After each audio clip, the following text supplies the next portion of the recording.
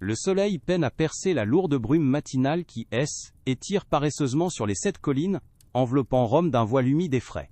Vous ouvrez lentement les yeux, non pas dans le confort ouaté d'un matelas moderne, mais sur une paillasse rêche, l'odeur âcre de la sueur et du bois fumé encore imprégné dans les fibres grossières de votre tunique. Dehors, la ville éveille avec un râle grave, un bourdonnement croissant de voix, de sabots ferrés, et de roues grinçantes sur les pavés inégaux. C'est un réveil brut, sans la douce mélodie d'une alarme, ou l'arôme délicat d'un café fraîchement moulu, mais plutôt celui, plus terre à terre, du pain aigre qui cuit dans la boulangerie voisine, et de l'effluve caractéristique des égouts à ciel ouvert qui serpentent sous vos pieds. Vous vous aventurez dans les ruelles étroites, où l'air du matin, encore piquant, se charge déjà des 1001 fragrances d'une cité millénaire. Les effluves de garum, cette sauce de poisson fermenté, un peu lâle, équivalent antique de notre ketchup ultra umami mais avec une personnalité bien plus affirmée, se mêlent aux épices exotiques déversées des amphores sur les étals du marché, et à l'odeur indéfinissable des corps non lavés, de la suie et de l'humidité persistante. Le tintement des marteaux des artisans répond aux cris stridents des vendeurs ambulants, louant leurs marchandises avec une énergie désarmante, tandis que des gamins pieds nus slalomant agilement entre les toches empesées, vous, rappelant qu'ici la vie, même la plus fragile, s'accroche avec une ténacité admirable. À mesure que la matinée étire et que le soleil gagne en assurance, les places publiques bourdonnent d'une activité frénétique. Vous vous retrouvez au cœur du forum, où les avocats péroraient, les marchands concluaient des affaires, et les hommes politiques tramaient leurs coups bas, le tout sous le regard impassible des statues de marbre, qui ont probablement vu plus de complots que n'importe quel thriller moderne. L'air se réchauffe, lourd de la poussière soulevée par les sandales, et le mélange olfactif s'intensifie, ajoutant une note métallique due aux pièces de monnaie échangées, et au relent aigre des vins bon marché déjà consommés. C'est un spectacle vivant, bruyant, où chaque interaction est une danse complexe de statuts et d'intentions, bien loin de la simplicité candide des échanges numériques actuels. L'après-midi déploie sa chape de chaleur sur la ville, incitant les Romains à chercher l'ombre salvatrice des portiques, ou la fraîcheur relative des thermes. Vous pourriez vous joindre à eux, sentir l'eau tiède sur votre peau, puis les huiles parfumées et la raclette du strigile, un rituel de nettoyage qui, pour être franc, rendrait n'importe quel spa contemporain un peu jaloux de son efficacité rustique. Mais même là, dans l'intimité apparente des bains, les murmures des intrigues politiques et des commérages les plus salaces flottent dans l'air saturé de vapeur, se mêlant aux éclats de rire et aux gémissements des sportifs. C'est un lieu où le corps est exposé, certes, mais où, âme romaine, avec ses désirs et ses tabous, l'est tout autant, sous le regard critique de tous. Le soleil commence sa lente descente vers l'horizon occidental, peignant le ciel de nuances orangées et pourpres, qui se reflètent sur les toits de tuiles rouges. Les rues, un temps écrasées par la chaleur, reprennent vie avec une énergie nouvelle, mais différente. Les senteurs de la journée s'estompent pour laisser place à l'odeur plus douce du pain tout juste sorti du four, et aux effluves des lampes à huile qui s'allument une à une, projetant des ombres dansantes sur les murs. C'est une heure propice aux flâneries, aux rencontres discrètes, où les rumeurs de la journée prennent de nouvelles formes, se transformant en légendes urbaines, avant même que la lune ne prenne sa place. Si cette plongée dans le temps vous plaît vraiment, un petit j'aime serait la récompense de notre voyage. Alors que la nuit drape Rome de son manteau d'encre, les bruits se font plus feutrés, plus intimes. Le cliquetis des coupes à vin résonne depuis les astérisques triclinia astérisques des maisons aisées, où les convives s'adonnent au plaisir de la table et de la conversation, souvent sous le regard un peu trop attentif des esclaves.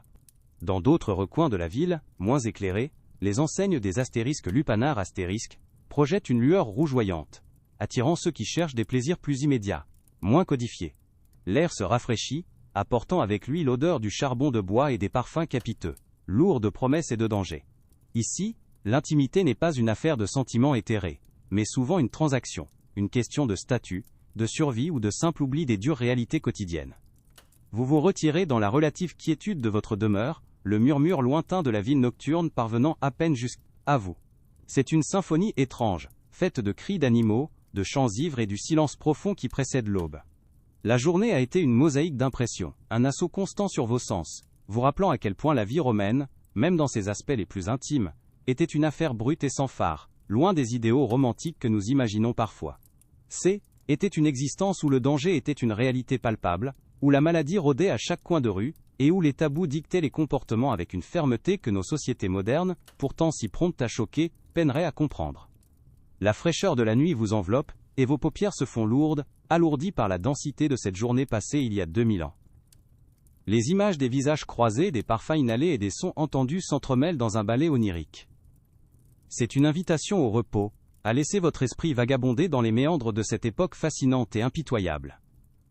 Et si l'histoire vous emporte si loin que vos paupières se ferment doucement, un petit commentaire avec l'heure exacte à laquelle vous êtes tombé dans les bras de Morphée serait notre plus belle récompense, un témoignage silencieux de ce voyage immersif. La fraîcheur de la nuit vous enveloppe, et vos paupières se font lourdes, alourdies par la densité de cette journée passée il y a 2000 ans. Les images des visages croisés, des parfums inhalés et des sons entendus s'entremêlent dans un ballet onirique. C'est une invitation au repos, à laisser votre esprit vagabonder dans les méandres de cette époque fascinante et impitoyable. Et si l'histoire vous emporte si loin que vos paupières se ferment doucement, un petit commentaire avec l'heure exacte à laquelle vous êtes tombé dans les bras de Morphée serait notre plus belle récompense, un témoignage silencieux de ce voyage immersif. Mais même dans l'obscurité de la nuit romaine, le repos n'est qu'une illusion fragile pour la plupart. Le silence n'est jamais complet, toujours troublé par les échos lointains des travaux qui ne s'arrêtent jamais, par les gémissements de la terre qui donne ses richesses, par le cliquetis des outils qui façonnent la matière, par le souffle haletant de ceux dont la survie dépend d'un effort constant et sans merci. Oubliez les grandes fresques romantiques et les récits épiques de passions idéalisées. Dans la Rome antique, l'intimité revêtait un aspect bien moins romanesque, se révélant plutôt brutal, d'une banalité affligeante et parfois d'une étrangeté déconcertante. Des secrets murmurés dans l'ombre des astérisques lupanards, astérisques aux démonstrations publiques de puissance, les désirs des Romains évoluaient sur un terrain miné, fait de statut social, de maladies insidieuses et de tabous si profonds, qu'ils choqueraient même les sensibilités modernes les plus blasées. Préparez-vous à découvrir les vérités véritablement dérangeantes, celles qui se tapissent, discrètes et glaçantes, sous le pli impeccable de la toge. Car au-delà des forums et des termes luxueux, se dessine un autre visage de Rome, celui des travailleurs acharnés, des invisibles, dont les muscles et les poumons alimentent la grandeur de l'Empire.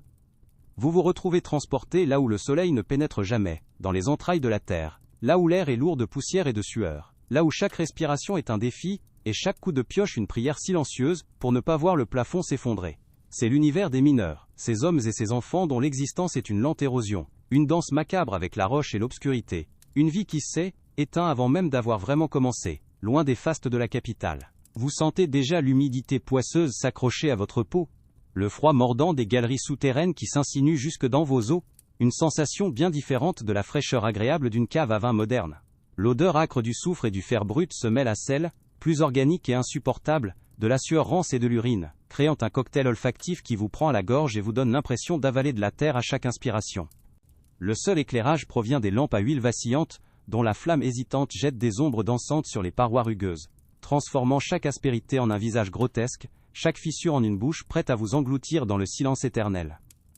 Le son des pioches résonne, un rythme hypnotique et oppressant, comme les battements d'un cœur malade, se mêlant au bruit sourd des roches qui se détachent, et au murmure incessant des conversations chuchotées, des plaintes étouffées par l'effort.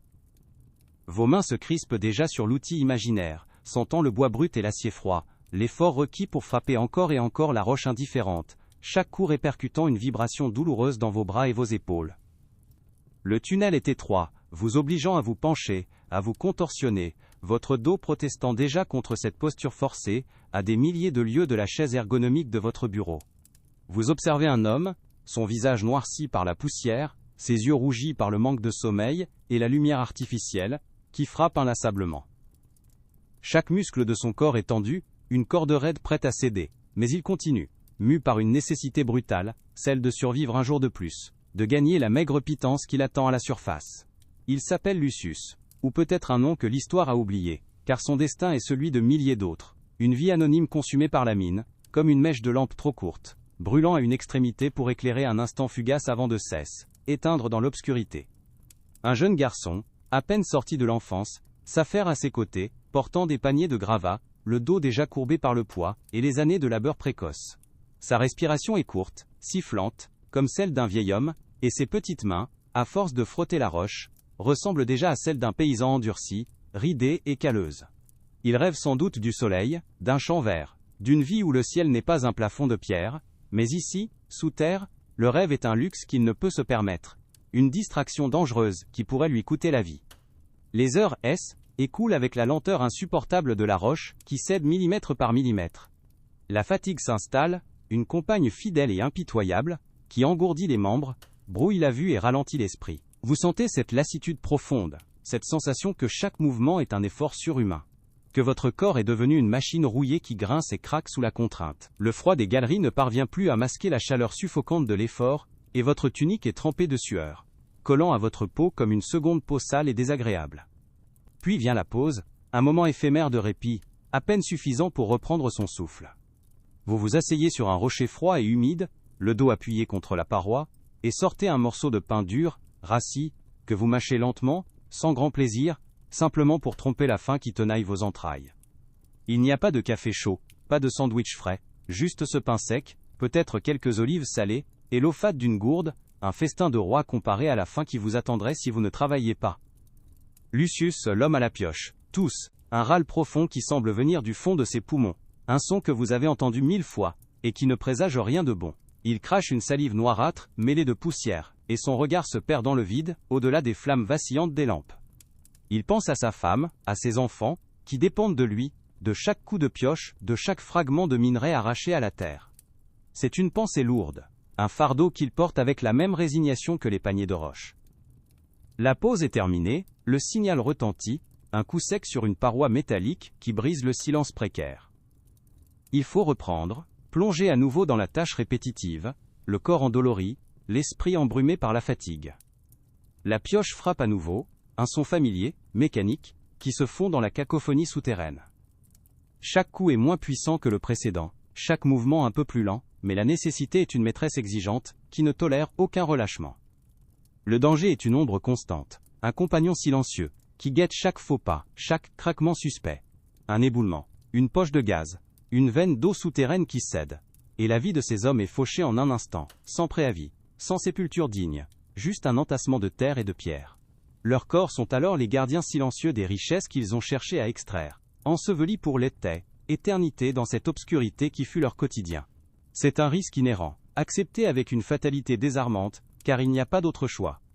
Le soleil est un souvenir lointain, une légende racontée par les anciens, pour ceux qui passent toute leur vie sous terre. Le rythme des jours et des nuits se confond, seule la faim et la fatigue dictent les cycles.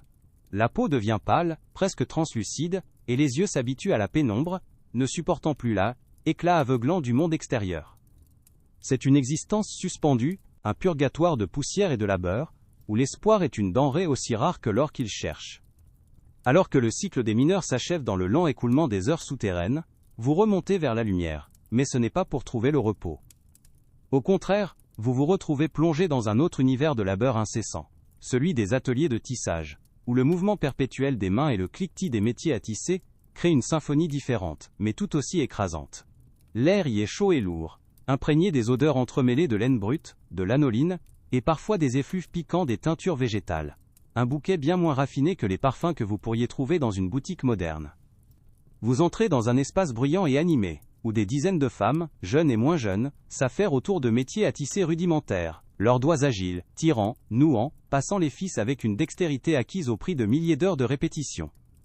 Le son omniprésent est celui des navettes qui volent d'un côté à l'autre, des pédales qui claquent sur le bois, et du ronronnement constant des rouets, créant un fond sonore qui, à la longue, s'insinue dans votre esprit et hypnotise par sa monotonie, comme le bruit d'une machine à coudre ancienne qui ne s'arrêterait jamais. Vos yeux se posent sur une jeune femme, Claudia, dont le visage est marqué par la concentration, ses sourcils froncés sous l'effort de ses yeux qui suivent chaque fil. Ses mains, malgré leur jeunesse, sont déjà rugueuses et parsemées de petites coupures dues aux fibres de laine et au frottement constant.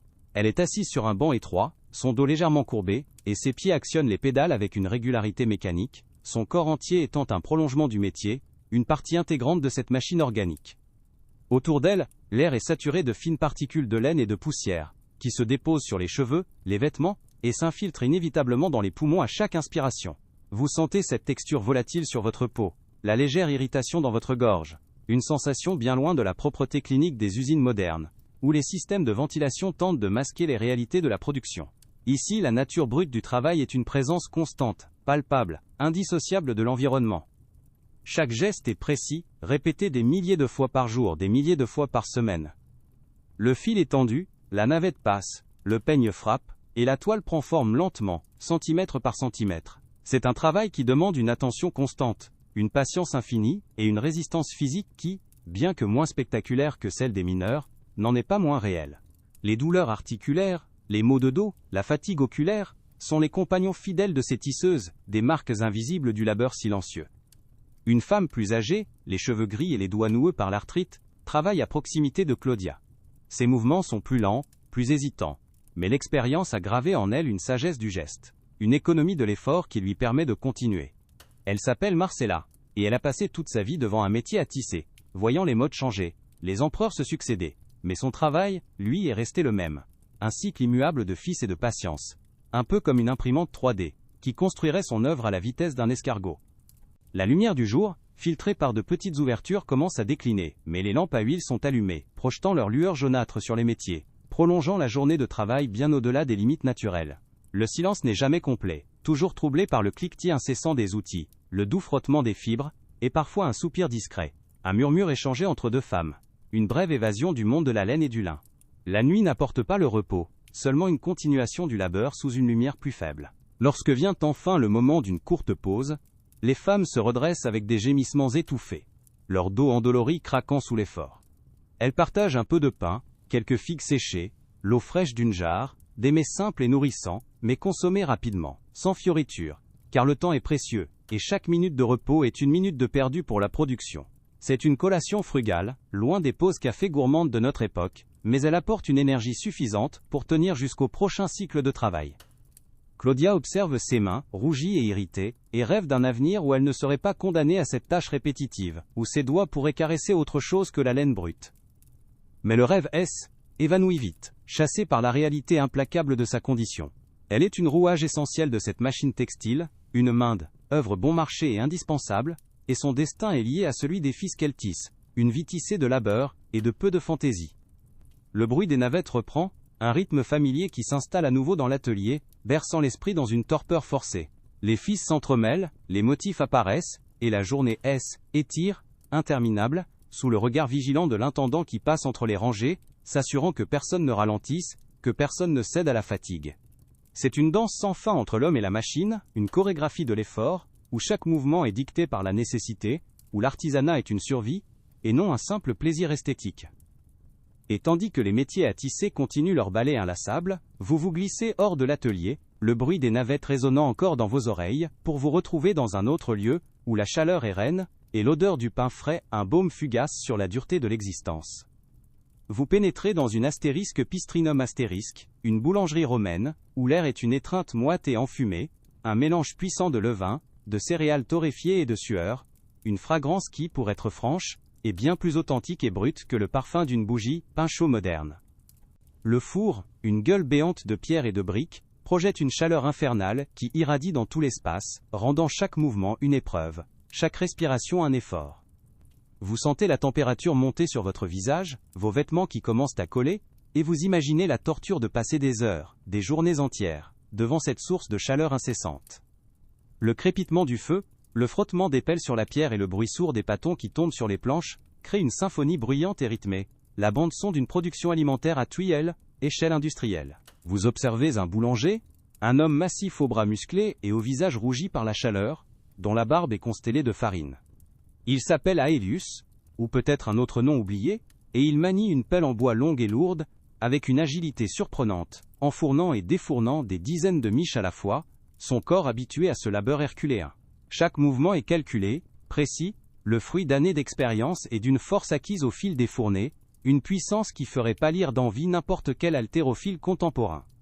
À ses côtés, d'autres hommes s'affairent à pétrir d'énormes quantités de pâte, leurs avant-bras disparaissant presque dans les cuves en bois, leur corps penché au-dessus de la matière vivante qui étire et se contracte sous leurs mains. L'odeur du levain est omniprésente, une fragrance douce et acide à la fois, le témoignage silencieux de la fermentation qui transforme la simple farine en un aliment essentiel, le cœur de l'alimentation romaine. Leurs muscles sont tendus, leurs fronts perlent de sueur, mais le pétrissage continue, sans relâche, une danse répétitive et exigeante. La farine flotte dans l'air comme une fine brume, se déposant partout, sur les cheveux, les vêtements, les outils, donnant à l'ensemble du lieu une patine blanche et cotonneuse, qui masque la saleté et la sueur. Vous sentez cette texture poudreuse sur vos lèvres, dans votre nez. Et vous imaginez les poumons de ces hommes, constamment exposés à cette inhalation. Une menace silencieuse qui s'insinue en eux jour après jour. Bien plus pernicieuse qu'un simple rhume des foins.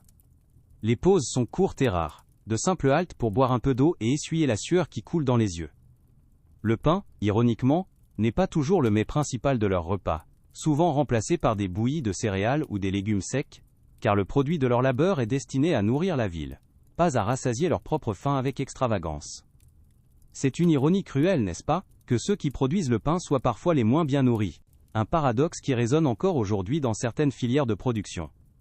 Aelius le boulanger sent la chaleur du four lui brûler le visage, mais il ne cille pas.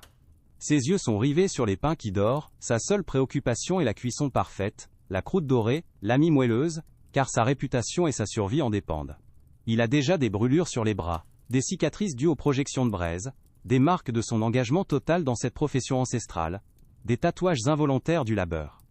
La nuit tombe, mais le travail des boulangers ne s'arrête pas. Au contraire, c'est souvent la nuit que les fours tournent à plein régime, pour que le pain frais soit prêt à être livré aux aurores, pour que les citoyens de Rome puissent commencer leur journée avec l'aliment essentiel.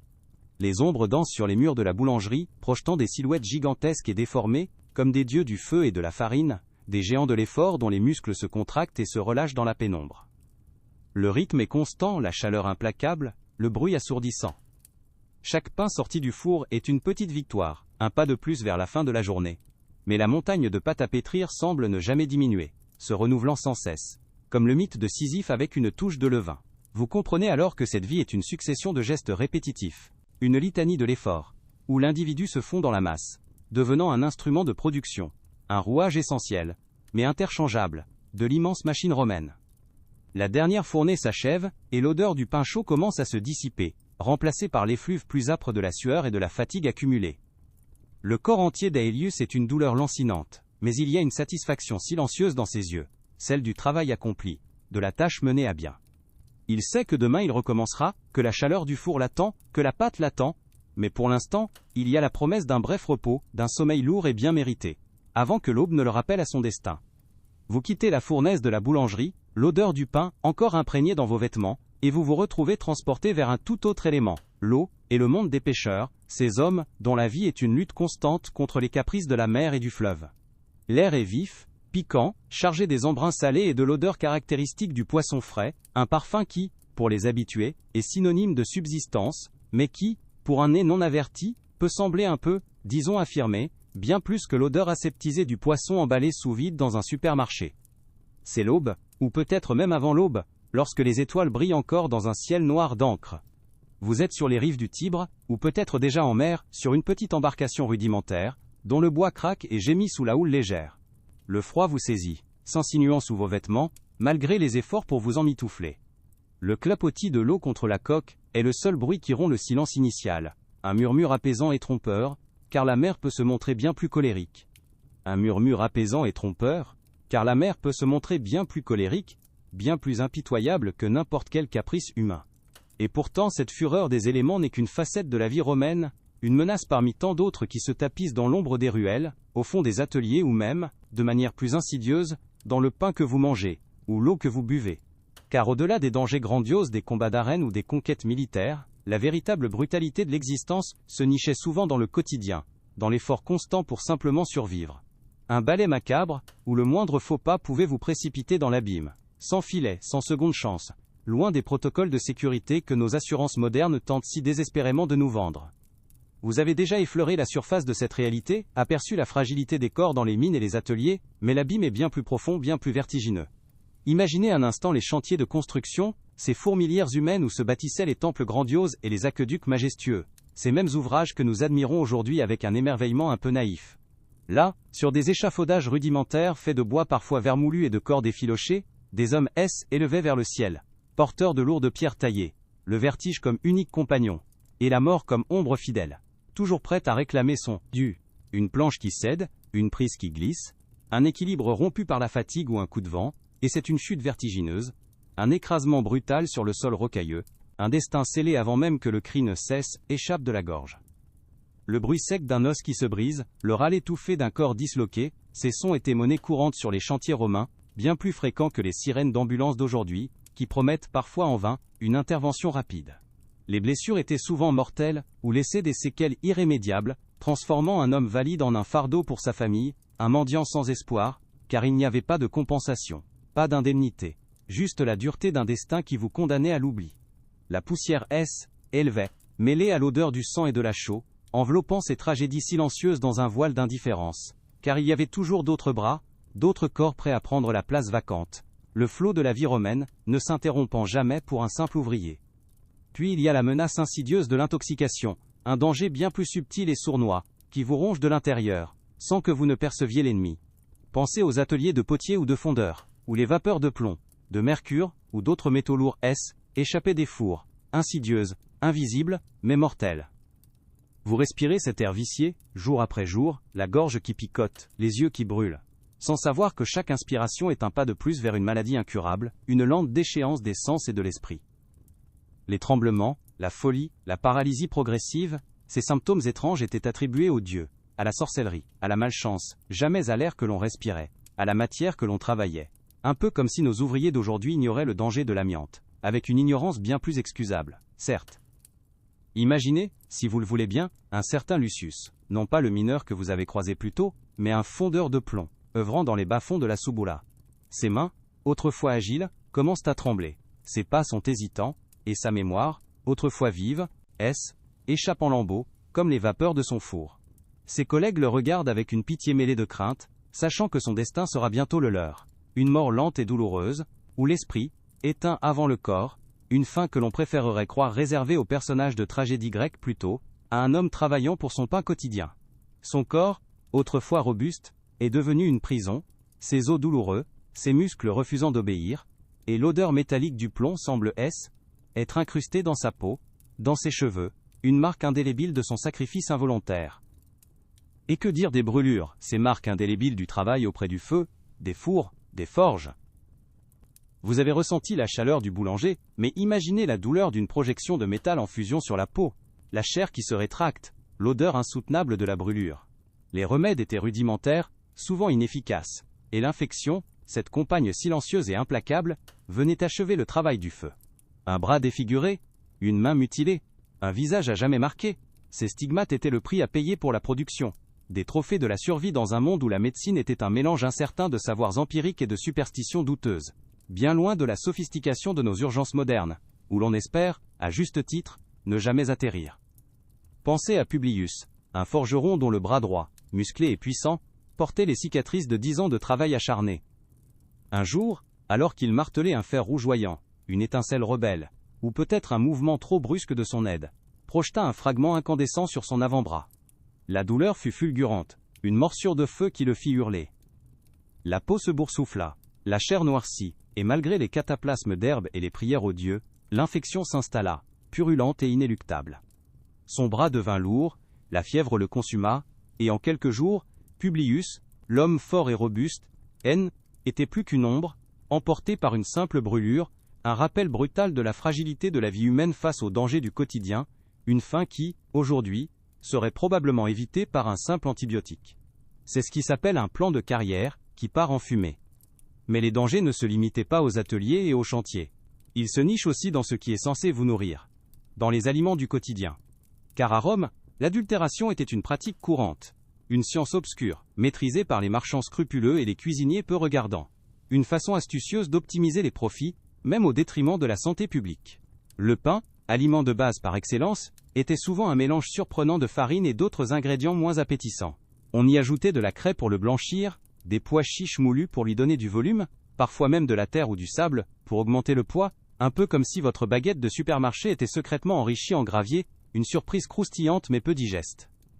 Imaginez mordre dans une miche de pain, et sentir sous la dent un grincement inattendu, une dureté qui n'a rien à voir avec la croûte. C'est un fragment de pierre, un grain de sable, une impureté, qui vous rappelle de manière plutôt directe, que le contrôle qualité n'était pas la priorité numéro 1 du boulanger. Les conséquences étaient souvent des douleurs abdominales, des problèmes dentaires précoces, des affections intestinales chroniques, car ces ajouts, s'ils ne tuaient pas sur le coup, rongeaient la santé à petit feu, transformant chaque repas en une loterie digestive.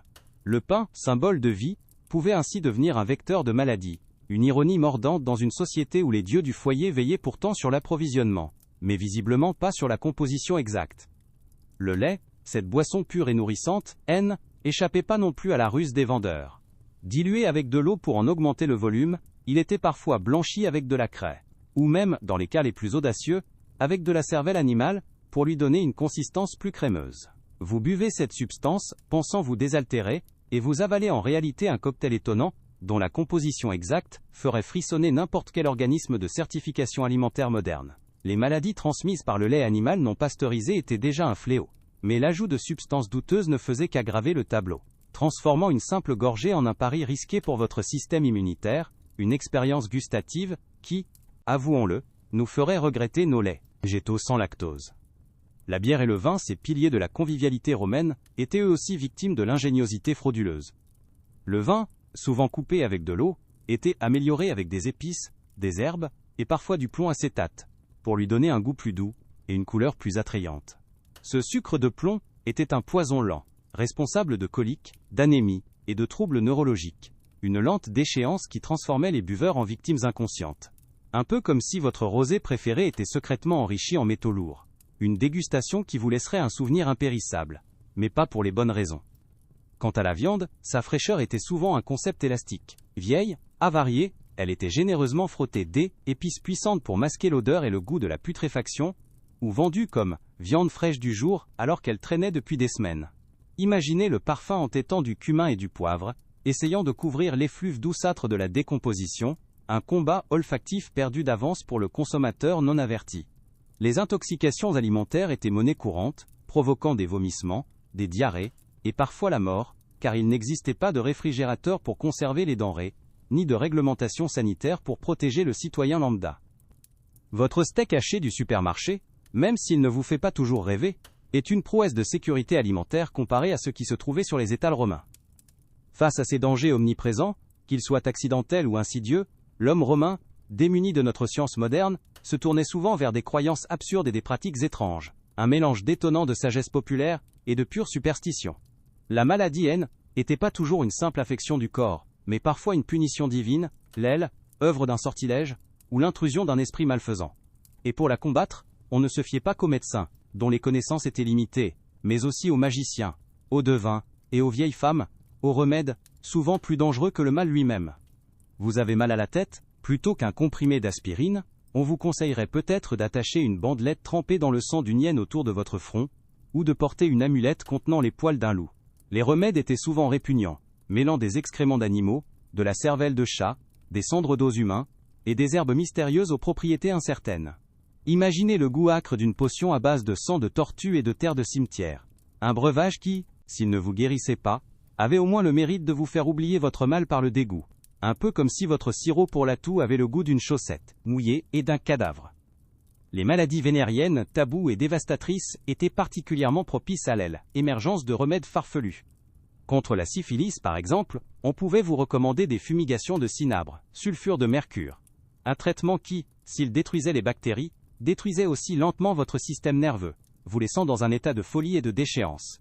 On racontait des histoires de bains de sang d'animaux, de rituels obscurs, de prières à des divinités oubliées, tout cela dans l'espoir désespéré d'essayer, échapper à une maladie qui condamnait à la misère et à l'exclusion sociale, un peu comme si les réseaux sociaux d'aujourd'hui vous conseillaient de vous enduire de boue pour guérir une infection. Les potions, qu'elles soient d'amour, de chance ou de vengeance, étaient une autre facette de cette médecine parallèle. On les concoctait avec des ingrédients étranges. Des filtres à base de sang de colombe, de plumes d'oiseaux de nuit, de cheveux de la personne aimée, parfois même des substances toxiques à petite dose, dans l'espoir de manipuler le destin. Ces breuvages, souvent inefficaces, pouvaient s'avérer mortels si les doses étaient mal calculées, transformant une tentative de séduction en un empoisonnement involontaire. Une fin de rendez-vous galant qui aurait eu du mal à passer sur Tinder. Les superstitions régissaient de nombreux aspects de la vie quotidienne. Un éternuement à droite portait chance, à gauche, était un mauvais présage. Croiser un chat noir, verser du sel, trébucher en sortant de chez soi, chaque événement anodin était porteur de sens, interprété comme un signe des dieux ou des destins. Pour conjurer le mauvais sort, on portait des amulettes. On faisait des sacrifices aux dieux domestiques. On consultait les entrailles d'animaux, un peu comme si votre horoscope du matin vous dictait chaque décision de votre journée, avec une précision douteuse et des conséquences potentiellement désastreuses. La vie romaine était donc un subtil équilibre entre grandeur et misère, entre savoir et ignorance, un terrain miné où chaque pas pouvait vous conduire à la catastrophe. Les dangers étaient réels, les protections quasi inexistantes, et les remèdes souvent pires que le mal. Était une existence brute, sans phare, où la mort rôdait à chaque coin de rue, et où l'on apprenait à vivre avec, à l'ignorer, à la défier, ou à se résigner à son inévitable venue. Et si vous pensiez que le télétravail était dangereux pour votre dos, Imaginez juste un instant la sécurité de l'emploi d'un mineur romain.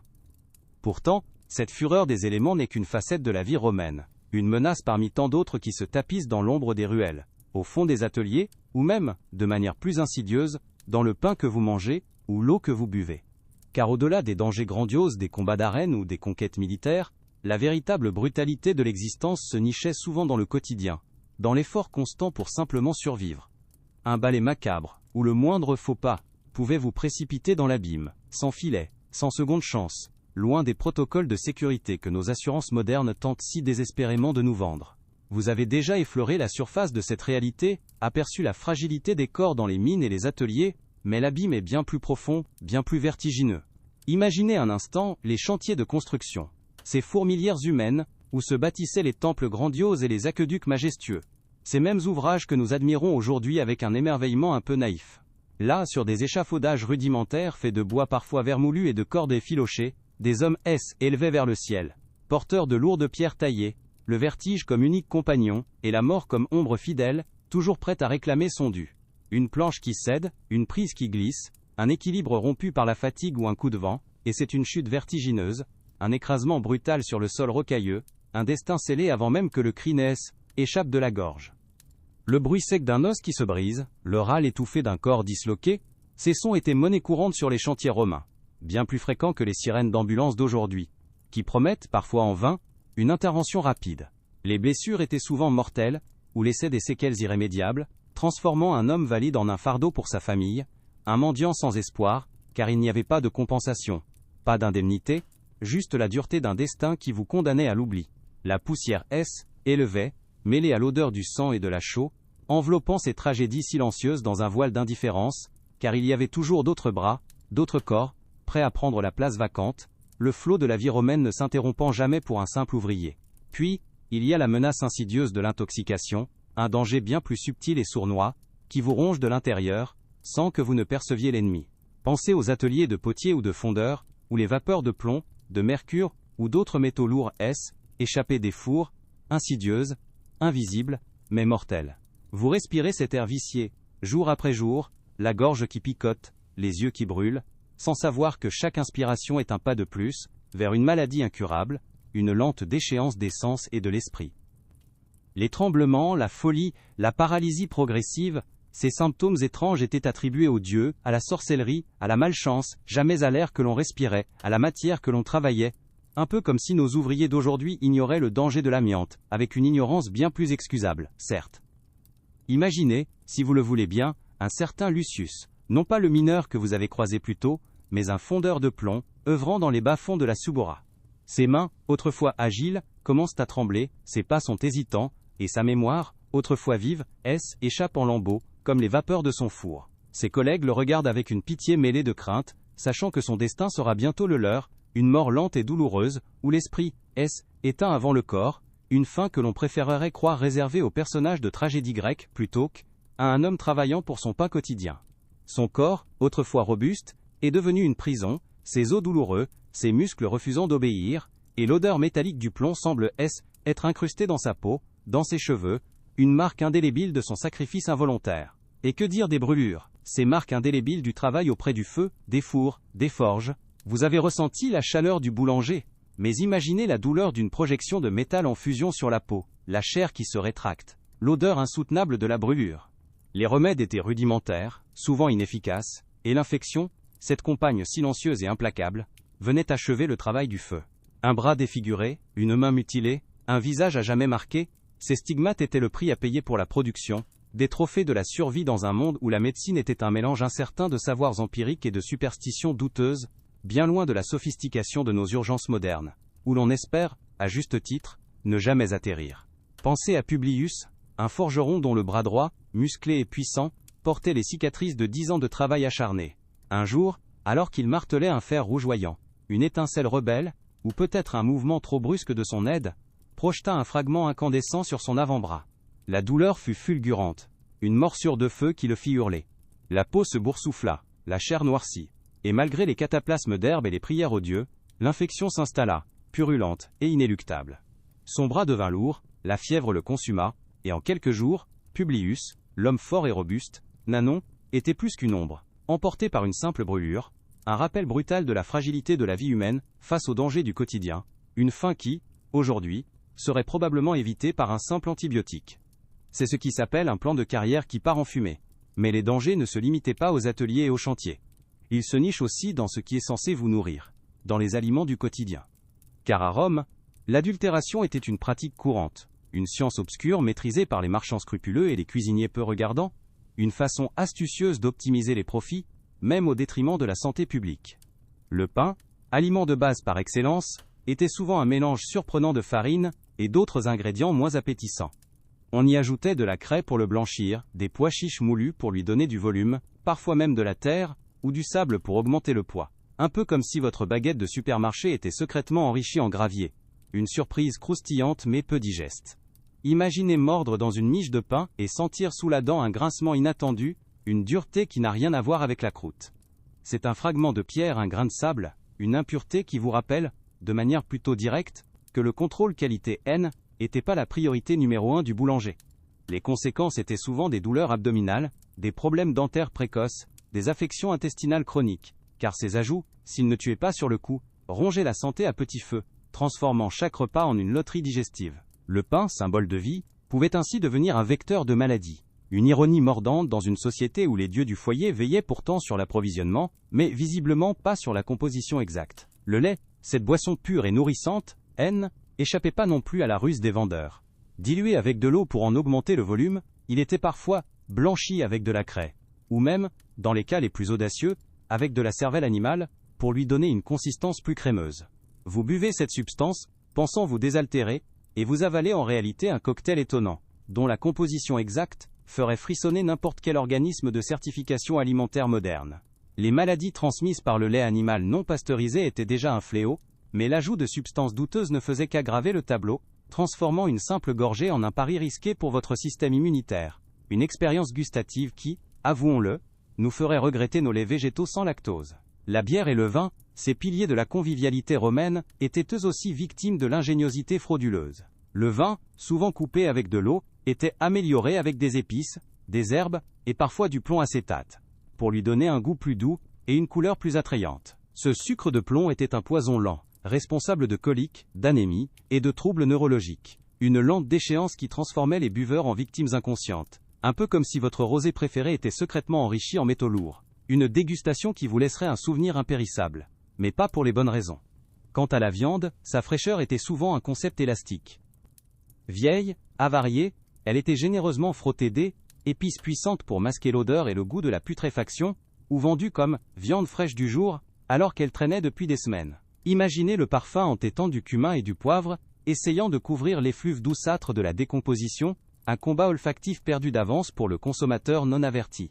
Les intoxications alimentaires étaient monnaie courante, provoquant des vomissements, des diarrhées, et parfois la mort, car il n'existait pas de réfrigérateur pour conserver les denrées, ni de réglementation sanitaire pour protéger le citoyen lambda. Votre steak haché du supermarché, même s'il ne vous fait pas toujours rêver, est une prouesse de sécurité alimentaire comparée à ce qui se trouvait sur les étals romains. Face à ces dangers omniprésents, qu'ils soient accidentels ou insidieux, l'homme romain, démuni de notre science moderne, se tournait souvent vers des croyances absurdes et des pratiques étranges. Un mélange détonnant de sagesse populaire et de pure superstition. La maladie N n'était pas toujours une simple affection du corps, mais parfois une punition divine, elle, œuvre d'un sortilège, ou l'intrusion d'un esprit malfaisant. Et pour la combattre, on ne se fiait pas qu'aux médecins, dont les connaissances étaient limitées, mais aussi aux magiciens, aux devins, et aux vieilles femmes aux remèdes souvent plus dangereux que le mal lui-même. Vous avez mal à la tête? Plutôt qu'un comprimé d'aspirine, on vous conseillerait peut-être d'attacher une bandelette trempée dans le sang d'une hyène autour de votre front, ou de porter une amulette contenant les poils d'un loup. Les remèdes étaient souvent répugnants, mêlant des excréments d'animaux, de la cervelle de chat, des cendres d'os humains, et des herbes mystérieuses aux propriétés incertaines. Imaginez le goût âcre d'une potion à base de sang de tortue et de terre de cimetière, un breuvage qui, s'il ne vous guérissait pas, avait au moins le mérite de vous faire oublier votre mal par le dégoût, un peu comme si votre sirop pour la toux avait le goût d'une chaussette mouillée et d'un cadavre. Les maladies vénériennes, tabous et dévastatrices, étaient particulièrement propices à elles, émergence de remèdes farfelus. Contre la syphilis par exemple, on pouvait vous recommander des fumigations de cinabre, sulfure de mercure, un traitement qui, s'il détruisait les bactéries, détruisait aussi lentement votre système nerveux, vous laissant dans un état de folie et de déchéance. On racontait des histoires de bains de sang d'animaux, de rituels obscurs, de prières à des divinités oubliées, tout cela dans l'espoir désespéré d'en devant 100 ans d'une urie, échapper à une maladie qui condamnait à la misère et à l'exclusion sociale, un peu comme si les réseaux sociaux d'aujourd'hui vous conseillaient de vous enduire de boue pour guérir une infection. Les potions, qu'elles soient d'amour, de chance ou de vengeance, étaient une autre facette de cette médecine parallèle. On les concoctait avec des ingrédients étranges. Des filtres à base de sang de colombe, de plumes d'oiseaux de nuit, de cheveux de la personne aimée, parfois même des substances toxiques à petite dose, dans l'espoir de manipuler le destin. Ces breuvages, souvent inefficaces, pouvaient s'avérer mortels si les doses étaient mal calculées, transformant une tentative de séduction en un empoisonnement involontaire. Une fin de rendez-vous galant qui aurait eu du mal à passer sur Tinder. Les superstitions régissaient de nombreux aspects de la vie quotidienne. Un éternuement à droite portait chance, à gauche, était un mauvais présage. Croiser un chat noir, verser du sel, trébucher en sortant de chez soi, chaque événement anodin était porteur de sens, interprété comme un signe des dieux ou des destins. Pour conjurer le mauvais sort, on portait des amulettes, on faisait des sacrifices aux dieux domestiques, on consultait les entrailles d'animaux, un peu comme si votre horoscope du matin vous dictait chaque décision de votre journée, avec une précision douteuse et des conséquences potentiellement désastreuses. La vie romaine était donc un subtil équilibre entre grandeur et misère, entre savoir et ignorance. Un terrain miné où chaque pas pouvait vous conduire à la catastrophe. Les dangers étaient réels, les protections quasi inexistantes, et les remèdes souvent pires que le mal. Était une existence brute, sans phare, où la mort rôdait à chaque coin de rue, et où l'on apprenait à vivre avec, à l'ignorer, à la défier, ou à se résigner à son inévitable venue. Et si vous pensiez que le télétravail était dangereux pour votre dos, imaginez juste un instant la sécurité de l'emploi d'un mineur romain. Mais au-delà de ces mots visibles et de ces croyances parfois risibles, se tapissaient des ennemis bien plus insidieux, des fléaux invisibles qui décimaient les populations avec une régularité effrayante, et contre lesquels la science antique était presque impuissante. La tuberculose, cette consomption silencieuse, rongeait les poumons de ses victimes, les transformant en ombres toussantes, crachant leur vie en lambeaux de sang et de crachats. Vous l'avez sans doute croisé dans les ruelles, dans la pénombre des ateliers, cette toux sèche et persistante, ce souffle court, cette pâleur cireuse qui annonçait une fin inéluctable, un peu comme un virus informatique, qui corromprait lentement tous vos fichiers vitaux, sans que vous ne puissiez l'arrêter. Imaginez la sensation de cette maladie qui s'installe, cette fatigue qui ne vous quitte jamais, même après une nuit de sommeil agité, cette perte d'appétit qui transforme chaque repas en un calvaire, et cette toux, d'abord discrète, qui devient une compagne fidèle, déchirant votre gorge et vos poumons à chaque accès. Vous sentez cette fièvre légère mais constante, qui brûle vos joues, et vous fait suer même en plein hiver, cette sensation de froid qui vous transperce les os, et cette douleur sourde dans la poitrine. Comme si une main invisible serrait votre cœur, vous privant d'air à chaque inspiration. Le corps maigrit, les muscles fondent, et vous devenez une silhouette éthérée, dont les yeux fiévreux trahissent la lutte incessante contre un ennemi invisible. Puis il y a le typhus, la fièvre des camps, qui se propageait comme une traînée de poudre dans les quartiers surpeuplés et insalubres. Une maladie qui transformait le corps en une fournaise ardente, et l'esprit en un champ de bataille délirant. Vous la verriez apparaître, cette éruption cutanée caractéristique, ces petites taches rouges qui annonçaient la tempête à venir, puis la fièvre montait en flèche, vous plongeant dans un état de stupeur et de confusion, où la réalité se mêlait aux cauchemars les plus effrayants. Les vomissements incessants, les diarrhées épuisantes, la soif inextinguible, tout contribuait à vous déshydrater, à vous vider de votre substance vitale, vous laissant à la merci d'un destin qui se jouait souvent en quelques jours seulement. Vous sentiriez la chaleur brûlante de votre peau, si intense que le moindre contact serait une douleur, et cette tête, lourde et douloureuse, qui battait au rythme de votre pouls affolé.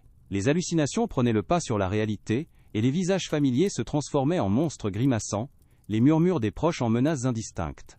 La langue devenait noire et sèche, les lèvres craquelaient, et le moindre effort pour parler ou bouger était une épreuve insurmontable.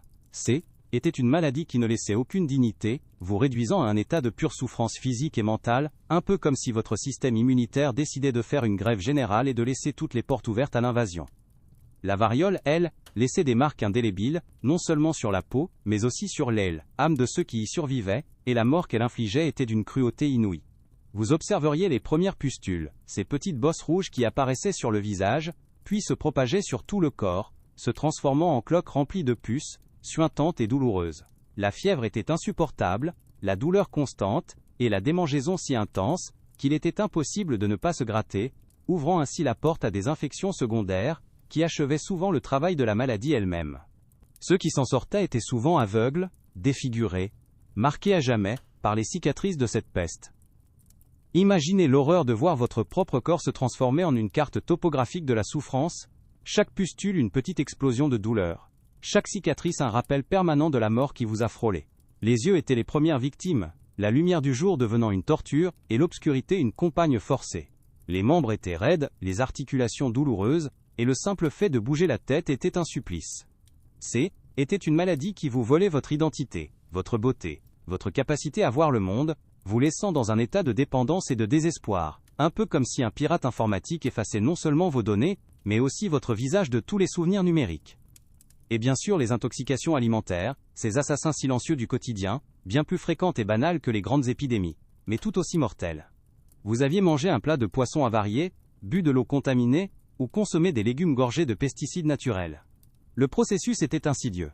D'abord, une légère nausée, une sensation de lourdeur dans l'estomac, puis les crampes arrivaient, vives et déchirantes, tordant vos entrailles dans une danse macabre. Les vomissements suivaient, violents, incontrôlables, puis les diarrhées, épuisantes, vous vidant de toute votre énergie, vous laissant faible et tremblant, à la merci d'une déshydratation rapide qui pouvait vous emporter en quelques heures. Vous sentiriez votre ventre se nouer, se tordre sous l'effet de spasmes douloureux, comme si un serpent se débattait dans vos entrailles. La bouche était sèche, la gorge en feu, et l'odeur persistante des aliments rances remontait à chaque haut le cœur. La faiblesse était telle que le moindre mouvement était un effort surhumain, et le monde autour de vous semblait tourner, flou et indistinct.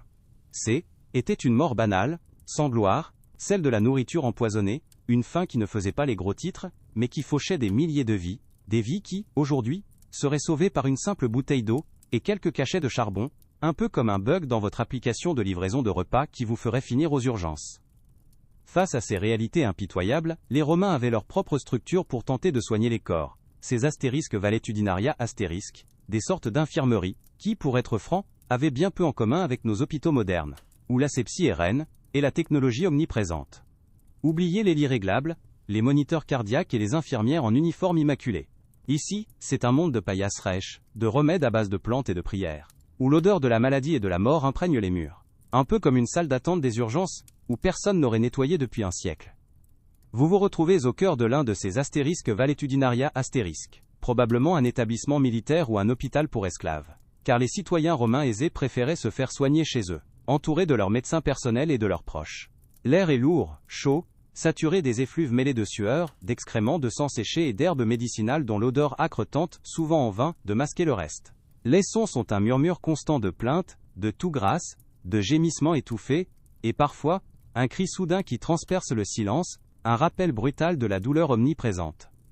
Le soleil peine à percer les petites fenêtres grillagées, jetant des raies de lumière poussiéreux sur les lits alignés, révélant la misère des corps affaiblis. Vous êtes sur une paillasse, votre propre corps engourdi par la fatigue et une fièvre insidieuse qui vous ronge de l'intérieur. Le matelas est fin, rêche, et l'humidité de l'air colle à votre peau, vous donnant une sensation de saleté persistante, bien loin de la literie impeccable que vous pourriez trouver dans un hôtel, même de bas de gamme. Les premières lueurs de l'aube se glissent à peine dans la pièce que déjà l'activité reprend. Des aides, souvent des esclaves ou des affranchis, se meuvent silencieusement entre les lits, portant des jarres d'eau tiède, des chiffons sales et des bols de gruau. Leur visage est fatigué, leur geste machinal, car ils ont passé la nuit à veiller sur les malades, à les hydrater, à les réconforter tant bien que mal, dans ce ballet macabre de la survie. Vous entendez le raclement d'une porte qui s'ouvre, le grincement des sandales sur le sol de terre battue. C'est l'heure de la première ronde. Le astérisque médicus, un homme au visage sévère et aux mains calleuses, entre, suivi de son apprenti. Son regard balaye la pièce, s'arrêtant sur chaque patient avec une curiosité clinique, mais sans la moindre trace d'empathie. Car pour lui, chaque corps est un problème à résoudre. Une énigme à déchiffrer. Il s'approche de votre lit, et vous sentez déjà la peur vous étreindre, car ses méthodes sont souvent brutales, ses remèdes incertains. Ses doigts, épais et souvent sales, se posent sur votre front, puis sur votre pouls, sa respiration lourde et son odeur corporelle vous enveloppant. Il murmure quelques mots à son apprenti, des termes latins incompréhensibles, puis passe au lit suivant, laissant derrière lui une sensation de malaise et d'incertitude.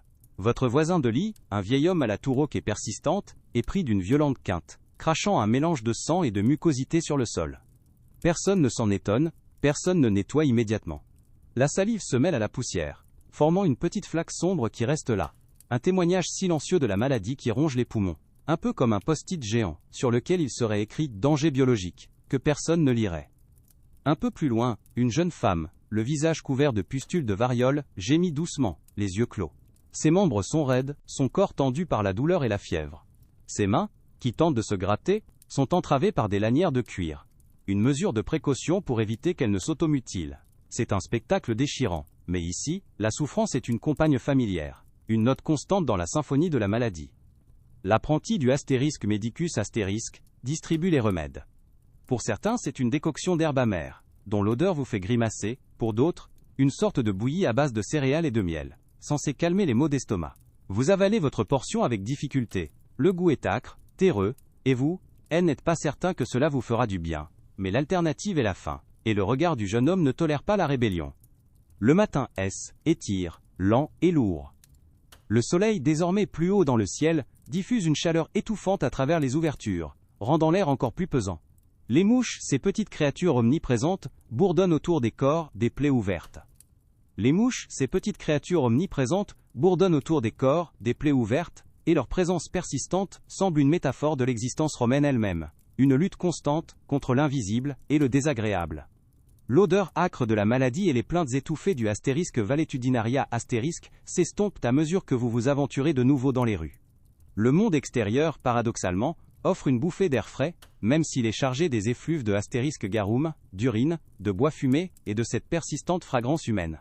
Vous émergez, clignant des yeux sous un soleil trop vif, dans une cité où la survie ne tient pas seulement à éviter la maladie ou l'accident, mais aussi à naviguer un labyrinthe de croyances, de murmures d'esprit et de règles sociales aussi complexes qu'invisibles, une danse délicate, avec les caprices des dieux et des hommes. Le monde romain, vous le réalisez, est un vaste réseau de signes et de présages, une sorte de blockchain antique, où chaque action, chaque mot, peut avoir des conséquences inattendues et parfois dramatiques. Un simple oiseau traversant le ciel peut décider du sort d'une bataille. Une flamme vacillante dans un hôtel domestique peut annoncer la fortune ou le malheur. Vous marchez avec une prudence nouvelle, conscient que le sol sous vos sandales est pavé non seulement de pierres inégales, mais aussi de craintes ancestrales et de rituels oubliés. Les Romains, avec toute leur ingéniosité architecturale et leur puissance militaire, restaient des êtres profondément ancrés dans le surnaturel, des créatures de l'ombre et de la lumière, cherchant à apaiser des divinités capricieuses et à déjouer les plans d'esprits malveillants, un peu comme nous consultons la météo avant de sortir, mais avec des enjeux infiniment plus éternels. Au marché, l'agitation est à son comble. L'odeur des épices exotiques se mêle à celle des fruits gorgés de soleil. Mais votre attention est attirée par un vieil homme au coin d'une ruelle, ses yeux vifs scrutant la foule. Il vend des amulettes, de petits objets de plomb ou de bronze, censés conjurer le mauvais œil, protéger des maladies ou attirer l'amour. Vous voyez une femme s'approcher timidement, son visage marqué par l'anxiété. Elle lui chuchote une requête, et le vieil homme, après un regard rapide au ciel, lui tend une petite figurine de phallus, symbole de fertilité et de protection. « Portez-le toujours, murmure-t-il. Il éloignera les sorts et les esprits jaloux. » Un conseil qui, pour nous, semblerait d'une absurdité comique, mais qui, pour elle, représente une bouée de sauvetage dans un océan d'incertitude, un investissement dans l'espoir. Plus loin, une vendeuse de légumes, ses mains ridées par le soleil et le travail, laisse tomber accidentellement un panier de figues fraîches. Le fruit écrasé, la chair violacée étalant sur les pavés, arrache un soupir collectif à la foule. Ce n'est pas seulement la perte de la marchandise qui désole, mais le présage. « Malheur !» chuchote une femme en se signant. « Un mauvais signe pour la récolte à venir, ou pire, pour la santé de nos enfants. L'incident, anodin pour nous, est ici une petite tragédie, une fissure dans l'ordre cosmique, annonçant des jours sombres. Le rire s'est tu, remplacé par une ambiance lourde, où chacun se hâte de passer son chemin, craignant que le malheur ne soit contagieux, une sorte de bad buzz antique qui affecterait l'âme de la cité, bien plus redoutable qu'un algorithme capricieux. À la tombée du jour, vous poussez la porte d'une astérisque Copona astérisque, une taverne enfumée où les rires gras et les bruits de gobelets s'entrechoquent. L'air est épais, imprégné de l'odeur du vin aigre, de la viande grillée et de la sueur des corps pressés. Ici, les masques tombent, et les langues se délient. Vous entendez des bribes de conversation, des rumeurs chuchotées sur les infidélités d'un sénateur, les pratiques douteuses d'un prêtre, ou la fortune soudaine d'un affranchi. Les tabous, si rigides en public, s'assouplissent dans cette pénombre bienveillante. Une femme, son visage fardé et son sourire trop facile, croisent votre regard, une invitation silencieuse dans ses yeux. Elle est une astérisque mérétrix astérisque, et son existence même est un tabou ouvertement toléré, une nécessité sociale que l'on préfère ignorer le jour, mais dont on recherche les services la nuit, un peu comme une application de rencontre clandestine avant l'heure. Le sol est jonché de restes de nourriture, de paille souillée et de flaques de vin renversées, un tapis visqueux qui colle à vos sandales, bien loin des normes d'hygiène de nos bars modernes. Un homme ivre s'effondre lourdement sur une table voisine, renversant son gobelet et arrachant des éclats de rire moqueurs. La brutalité est palpable, une menace sous-jacente qui peut éclater à tout moment. Un coup de poing échangé pour un mot de travers, une insulte, ou un simple malentendu. Les blessures, ici, ne sont pas soignées avec des herbes, mais avec de l'indifférence, et, au mieux, un bandage grossier. C'est un monde sans modération, où les passions s'expriment avec une force débridée, où la vie humaine, surtout celle des plus humbles, semble avoir une valeur bien moindre que celle d'une amphore de bon vin. Une réalité qui ferait frissonner n'importe quel responsable de la sécurité nocturne contemporain. Un matin, la ville S éveille sous un autre signe. Les murmures habituels cèdent la place à un bourdonnement joyeux et fervent. C'est le jour des astérisques Parentalia astérisques, une fête dédiée aux ancêtres et aux esprits des morts. Les rues, d'ordinaire bruyantes de la vie quotidienne, sont maintenant parcourues par des processions solennelles, mais aussi par des familles portant des offrandes. L'odeur du pain brûlé se mêle à celle des fleurs fraîches et du vin versé sur les autels domestiques. C'est un moment de recueillement, mais aussi de célébration. Une reconnaissance que les morts ne sont jamais vraiment partis, qu'ils continuent d'influencer la vie des vivants. Un peu comme une réunion de famille où l'on évoque les ancêtres avec un mélange de respect, de nostalgie et parfois de quelques anecdotes embarrassantes. Vous suivez une petite foule vers un hôtel public, où l'air vibre d'une énergie contenue. Une matrone, vêtue d'une stola sombre et d'une coiffure élaborée, dépose des couronnes de violettes, des gâteaux de farine et de sel, et verse quelques gouttes de vin sur la pierre froide, invoquant les astérisques Manès, les âmes de sa famille. Les mots sont murmurés, les gestes précis, chargés d'une solennité qui défie le temps. Autour d'elle, d'autres reproduisent les mêmes gestes, une litanie silencieuse de respect et de peur. Car il ne faut jamais offenser les morts, jamais oublier leur nom, sous peine de voir leur courroux s'abattre sur les vivants.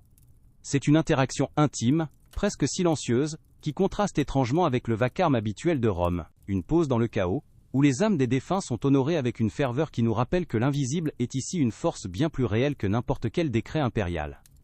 Un autre jour, les chants. Pourtant cette fureur des éléments n'est qu'une facette de la vie romaine, une menace parmi tant d'autres qui se tapissent dans l'ombre des ruelles, au fond des ateliers, ou même, de manière plus insidieuse, dans le pain que vous mangez, ou l'eau que vous buvez. Car au-delà des dangers grandioses des combats d'arène ou des conquêtes militaires, la véritable brutalité de l'existence se nichait souvent dans le quotidien, dans l'effort constant pour simplement survivre. Un balai macabre, où le moindre faux pas pouvait vous précipiter dans l'abîme, sans filet, sans seconde chance, loin des protocoles de sécurité que nos assurances modernes tentent si désespérément de nous vendre. Vous avez déjà effleuré la surface de cette réalité, aperçu la fragilité des corps dans les mines et les ateliers, mais l'abîme est bien plus profond, bien plus vertigineux. Imaginez un instant les chantiers de construction. Ces fourmilières humaines, où se bâtissaient les temples grandioses et les aqueducs majestueux. Ces mêmes ouvrages que nous admirons aujourd'hui, avec un émerveillement un peu naïf. Là, sur des échafaudages rudimentaires faits de bois parfois vermoulu et de cordes effilochées, des hommes élevés vers le ciel, porteurs de lourdes pierres taillées, le vertige comme unique compagnon, et la mort comme ombre fidèle, toujours prête à réclamer son dû. Une planche qui cède, une prise qui glisse, un équilibre rompu par la fatigue ou un coup de vent, et c'est une chute vertigineuse, un écrasement brutal sur le sol rocailleux, un destin scellé avant même que le cri ne cesse, échappe de la gorge. Le bruit sec d'un os qui se brise, le râle étouffé d'un corps disloqué, ces sons étaient monnaie courante sur les chantiers romains, bien plus fréquents que les sirènes d'ambulance d'aujourd'hui, qui promettent, parfois en vain, une intervention rapide. Les blessures étaient souvent mortelles, ou laissaient des séquelles irrémédiables, transformant un homme valide en un fardeau pour sa famille. Un mendiant sans espoir, car il n'y avait pas de compensation, pas d'indemnité, juste la dureté d'un destin qui vous condamnait à l'oubli. La poussière élevait, mêlée à l'odeur du sang et de la chaux, enveloppant ces tragédies silencieuses dans un voile d'indifférence. Car il y avait toujours d'autres bras, d'autres corps prêts à prendre la place. Vacante, le flot de la vie romaine ne s'interrompant jamais pour un simple ouvrier. Puis, il y a la menace insidieuse de l'intoxication, un danger bien plus subtil et sournois, qui vous ronge de l'intérieur, sans que vous ne perceviez l'ennemi. Pensez aux ateliers de potiers ou de fondeurs, où les vapeurs de plomb, de mercure ou d'autres métaux lourds échappées des fours, insidieuses, invisibles, mais mortelles. Vous respirez cet air vicié, jour après jour, la gorge qui picote, les yeux qui brûlent. sans savoir que chaque inspiration est un pas de plus, vers une maladie incurable, une lente déchéance des sens et de l'esprit. Les tremblements, la folie, la paralysie progressive, ces symptômes étranges étaient attribués aux dieux, à la sorcellerie, à la malchance, jamais à l'air que l'on respirait, à la matière que l'on travaillait. Un peu comme si nos ouvriers d'aujourd'hui ignoraient le danger de l'amiante, avec une ignorance bien plus excusable, certes. Imaginez, si vous le voulez bien, un certain Lucius, non pas le mineur que vous avez croisé plus tôt, mais un fondeur de plomb, œuvrant dans les bas-fonds de la Subura. Ses mains, autrefois agiles, commencent à trembler, ses pas sont hésitants, et sa mémoire, autrefois vive, échappe en lambeaux, comme les vapeurs de son four. Ses collègues le regardent avec une pitié mêlée de crainte, sachant que son destin sera bientôt le leur, une mort lente et douloureuse, où l'esprit éteint avant le corps, une fin que l'on préférerait croire réservée aux personnages de tragédie grecque, plutôt qu'à un homme travaillant pour son pain quotidien. Son corps, autrefois robuste, est devenu une prison, ses os douloureux, ses muscles refusant d'obéir, et l'odeur métallique du plomb semble être incrustée dans sa peau, dans ses cheveux, une marque indélébile de son sacrifice involontaire. Et que dire des brûlures, ces marques indélébiles du travail auprès du feu, des fours, des forges. Vous avez ressenti la chaleur du boulanger, mais imaginez la douleur d'une projection de métal en fusion sur la peau, la chair qui se rétracte, l'odeur insoutenable de la brûlure. Les remèdes étaient rudimentaires, souvent inefficaces, et l'infection, cette compagne silencieuse et implacable, venait achever le travail du feu. Un bras défiguré, une main mutilée, un visage à jamais marqué, ces stigmates étaient le prix à payer pour la production, des trophées de la survie dans un monde où la médecine était un mélange incertain de savoirs empiriques et de superstitions douteuses, bien loin de la sophistication de nos urgences modernes, où l'on espère, à juste titre, ne jamais atterrir. Pensez à Publius, un forgeron dont le bras droit musclé et puissant, portait les cicatrices de 10 ans de travail acharné. Un jour, alors qu'il martelait un fer rougeoyant, une étincelle rebelle, ou peut-être un mouvement trop brusque de son aide, projeta un fragment incandescent sur son avant-bras. La douleur fut fulgurante. Une morsure de feu qui le fit hurler. La peau se boursoufla, la chair noircit, et malgré les cataplasmes d'herbe et les prières aux dieux, l'infection s'installa, purulente et inéluctable. Son bras devint lourd, la fièvre le consuma, et en quelques jours, Publius, l'homme fort et robuste, était plus qu'une ombre, emporté par une simple brûlure, un rappel brutal de la fragilité de la vie humaine face aux dangers du quotidien, une fin qui, aujourd'hui, serait probablement évitée par un simple antibiotique. C'est ce qui s'appelle un plan de carrière qui part en fumée. Mais les dangers ne se limitaient pas aux ateliers et aux chantiers. Ils se nichent aussi dans ce qui est censé vous nourrir, dans les aliments du quotidien. Car à Rome, l'adultération était une pratique courante.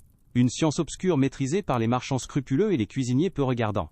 Une façon astucieuse d'optimiser les profits, même au détriment de la santé publique. Le pain, aliment de base par excellence, était souvent un mélange surprenant de farine et d'autres ingrédients moins appétissants. On y ajoutait de la craie pour le blanchir, des pois chiches moulus pour lui donner du volume, parfois même de la terre ou du sable pour augmenter le poids, un peu comme si votre baguette de supermarché était secrètement enrichie en gravier, une surprise croustillante mais peu digeste. Imaginez mordre dans une miche de pain, et sentir sous la dent un grincement inattendu, une dureté qui n'a rien à voir avec la croûte. C'est un fragment de pierre, un grain de sable, une impureté qui vous rappelle, de manière plutôt directe, que le contrôle qualité N n'était pas la priorité numéro 1 du boulanger. Les conséquences étaient souvent des douleurs abdominales, des problèmes dentaires précoces, des affections intestinales chroniques, car ces ajouts, s'ils ne tuaient pas sur le coup, rongeaient la santé à petit feu, transformant chaque repas en une loterie digestive. Le pain, symbole de vie, pouvait ainsi devenir un vecteur de maladie. Une ironie mordante, dans une société où les dieux du foyer veillaient pourtant sur l'approvisionnement, mais visiblement pas sur la composition exacte. Le lait, cette boisson pure et nourrissante, échappait pas non plus à la ruse des vendeurs. Dilué avec de l'eau pour en augmenter le volume, il était parfois blanchi avec de la craie, ou même, dans les cas les plus audacieux, avec de la cervelle animale, pour lui donner une consistance plus crémeuse. Vous buvez cette substance, pensant vous désaltérer, et vous avalez en réalité un cocktail étonnant, dont la composition exacte ferait frissonner n'importe quel organisme de certification alimentaire moderne. Les maladies transmises par le lait animal non pasteurisé étaient déjà un fléau, mais l'ajout de substances douteuses ne faisait qu'aggraver le tableau, transformant une simple gorgée en un pari risqué pour votre système immunitaire, une expérience gustative qui, avouons-le, nous ferait regretter nos laits végétaux sans lactose. La bière et le vin, ces piliers de la convivialité romaine, étaient eux aussi victimes de l'ingéniosité frauduleuse. Le vin, souvent coupé avec de l'eau, était amélioré avec des épices, des herbes, et parfois du plomb acétate, pour lui donner un goût plus doux, et une couleur plus attrayante. Ce sucre de plomb était un poison lent, responsable de coliques, d'anémie et de troubles neurologiques. Une lente déchéance qui transformait les buveurs en victimes inconscientes. Un peu comme si votre rosé préféré était secrètement enrichi en métaux lourds. Une dégustation qui vous laisserait un souvenir impérissable. Mais pas pour les bonnes raisons. Quant à la viande, sa fraîcheur était souvent un concept élastique. Vieille, avariée, elle était généreusement frottée d'épices puissantes pour masquer l'odeur et le goût de la putréfaction, ou vendue comme viande fraîche du jour, alors qu'elle traînait depuis des semaines. Imaginez le parfum entêtant du cumin et du poivre, essayant de couvrir l'effluve douceâtre de la décomposition. Un combat olfactif perdu d'avance pour le consommateur non averti.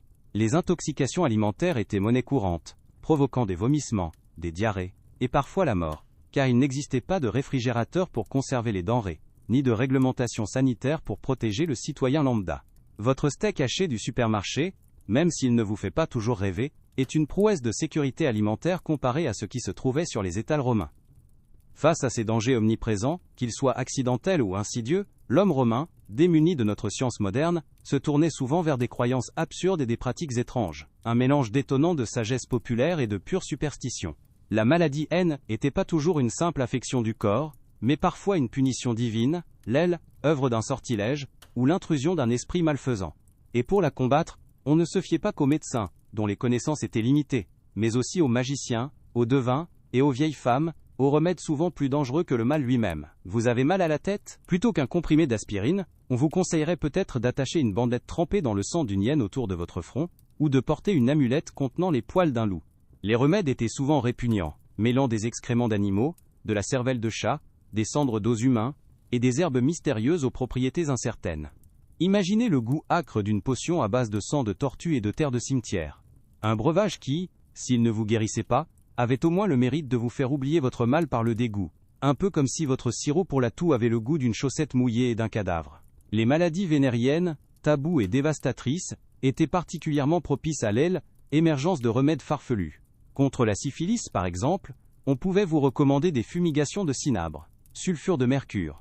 Un traitement qui, s'il détruisait les bactéries, détruisait aussi lentement votre système nerveux, vous laissant dans un état de folie et de déchéance. On racontait des histoires de bains de sang d'animaux, de rituels obscurs, de prières à des divinités oubliées, tout cela dans l'espoir désespéré d'échapper à une maladie qui condamnait à la misère et à l'exclusion sociale, un peu comme si les réseaux sociaux d'aujourd'hui vous conseillaient de vous enduire de boue pour guérir une infection.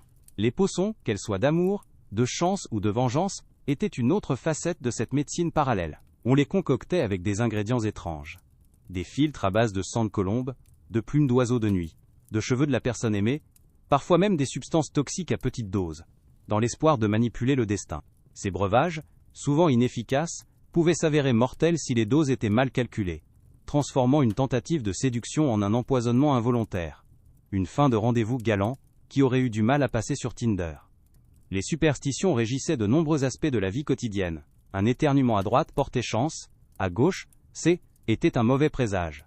Croiser un chat noir, verser du sel, trébucher en sortant de chez soi, chaque événement anodin était porteur de sens, interprété comme un signe des dieux, ou des destins. Pour conjurer le mauvais sort, on portait des amulettes, on faisait des sacrifices aux dieux domestiques, on consultait les entrailles d'animaux. Un peu comme si votre horoscope du matin vous dictait chaque décision de votre journée, avec une précision douteuse, et des conséquences potentiellement désastreuses.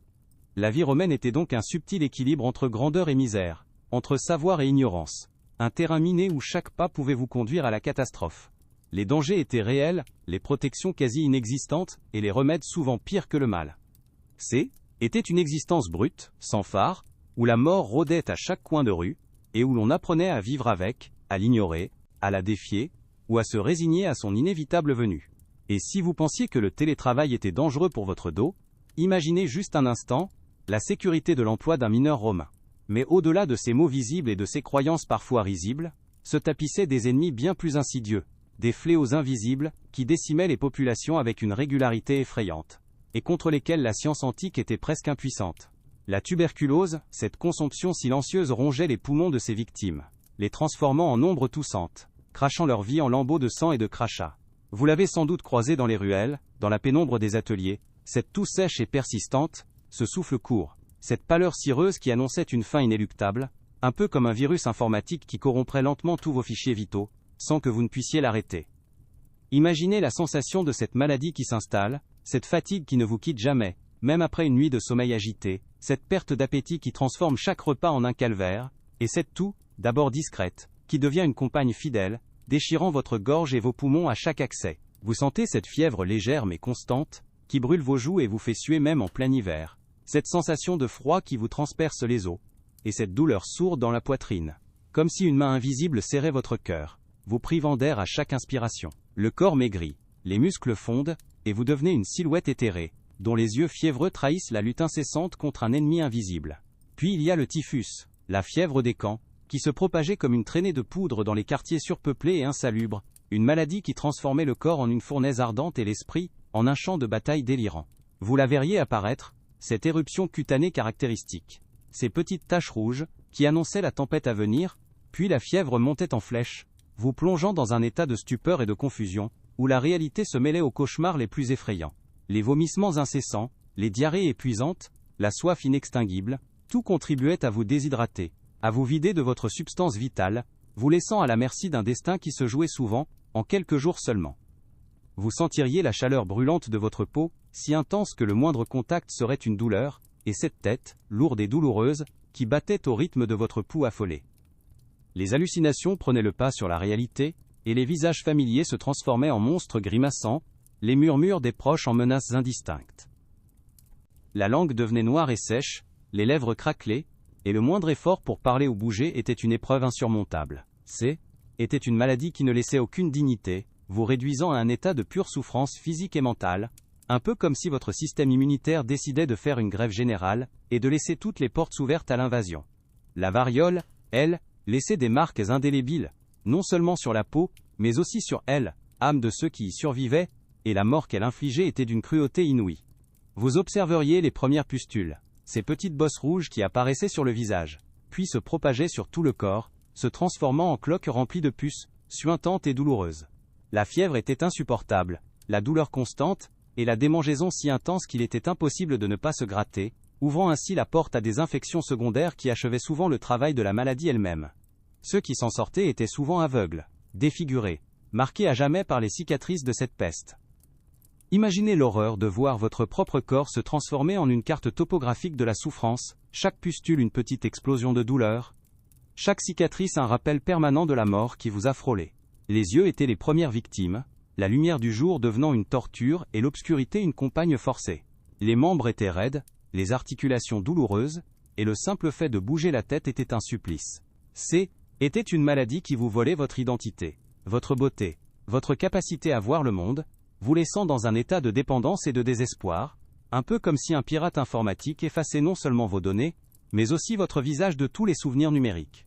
Et bien sûr les intoxications alimentaires, ces assassins silencieux du quotidien, bien plus fréquentes et banales que les grandes épidémies, mais tout aussi mortelles.